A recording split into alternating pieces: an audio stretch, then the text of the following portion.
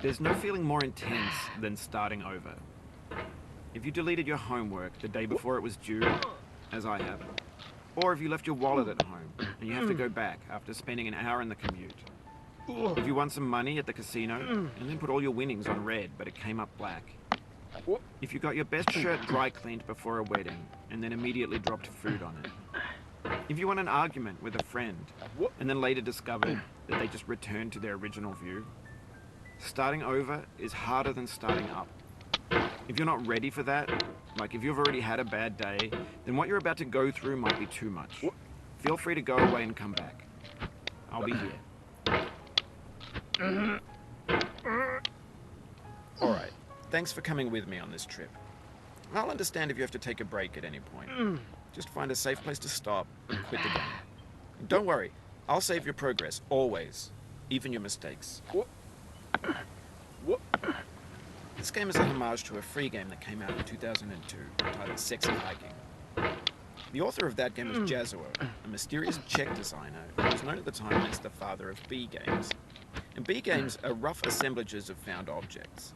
Designers slap them together very quickly and freely, and they're often too rough and unfriendly to gain much of a following. They're built more for the joy of building them than as polished products.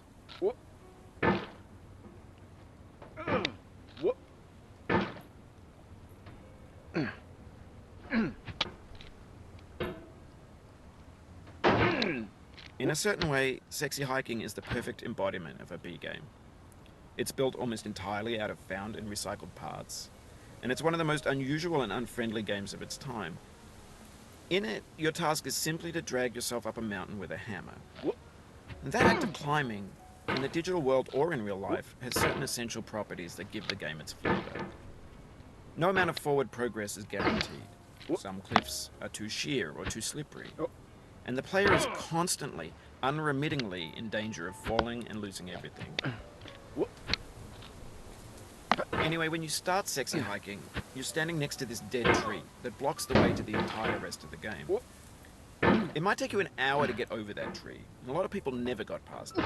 You prod and you poke at it, exploring the limits of your reach and your strength, trying to find a way up and over. And there's a sense of truth in that lack of compromise. Most obstacles in video game worlds are fake. You can be completely confident in your ability to get through them once you have the correct method or the correct equipment or just by spending enough time. In that sense, every pixelated obstacle in Sexy Hiking is real.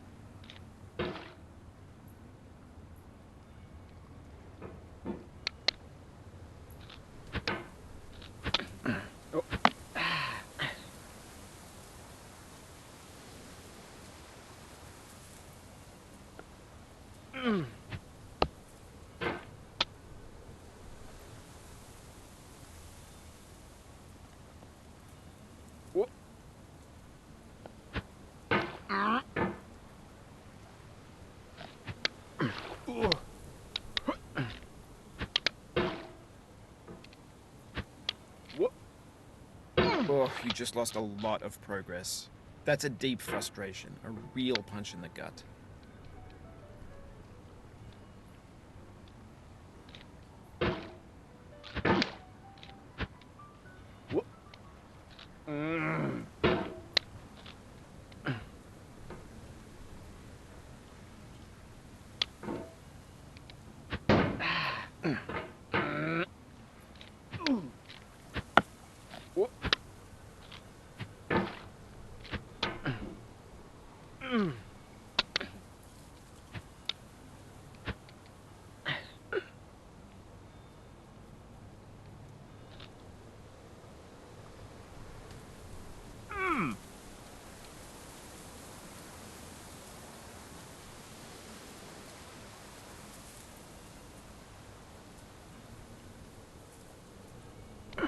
The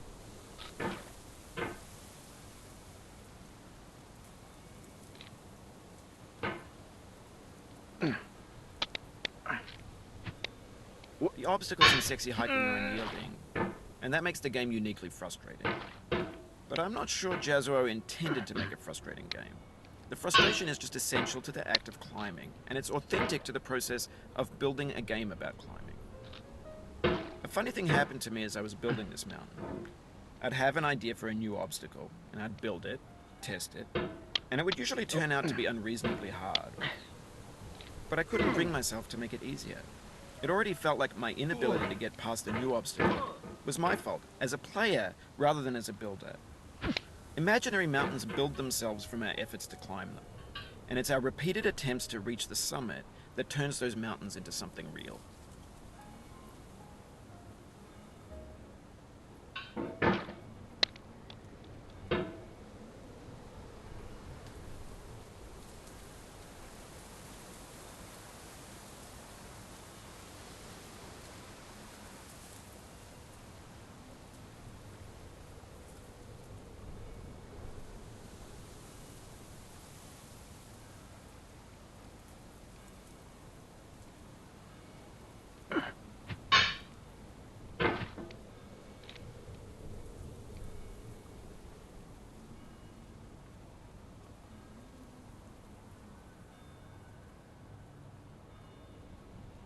When you're building a video game world, you're building with ideas. And that can be like working with quickset cement. You mold your ideas into a certain shape that can be played with.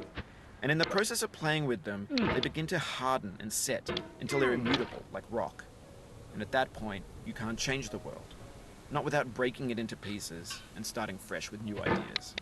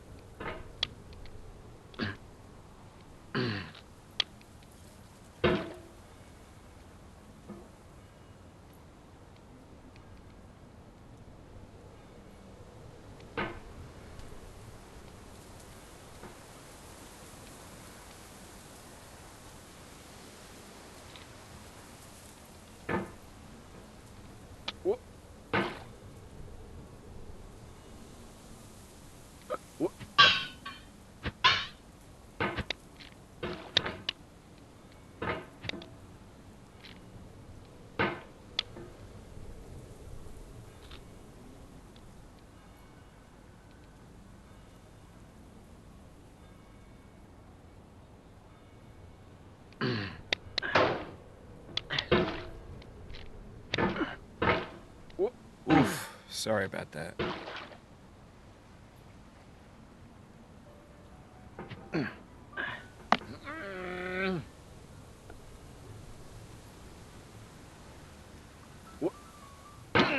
Oh, it happened again.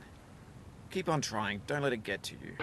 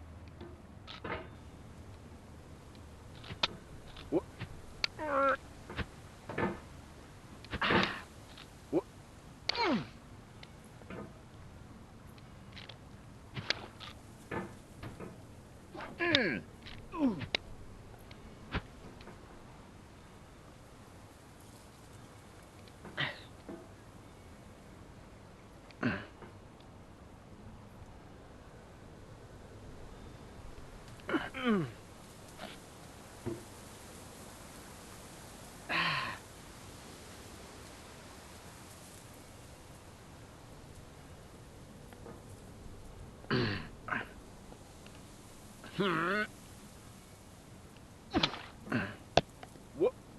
you need to take a break, it's okay. I've saved your progress.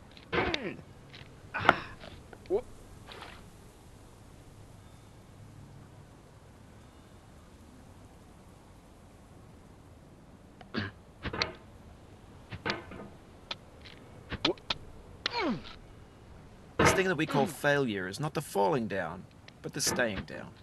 Mary Pickford.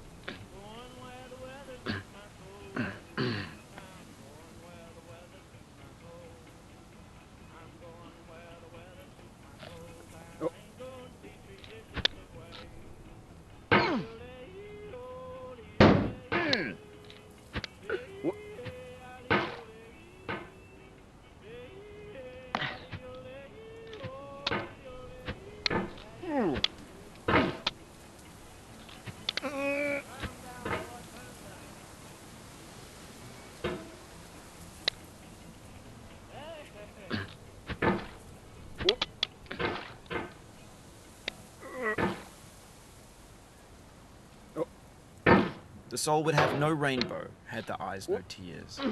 John Vance Cheney.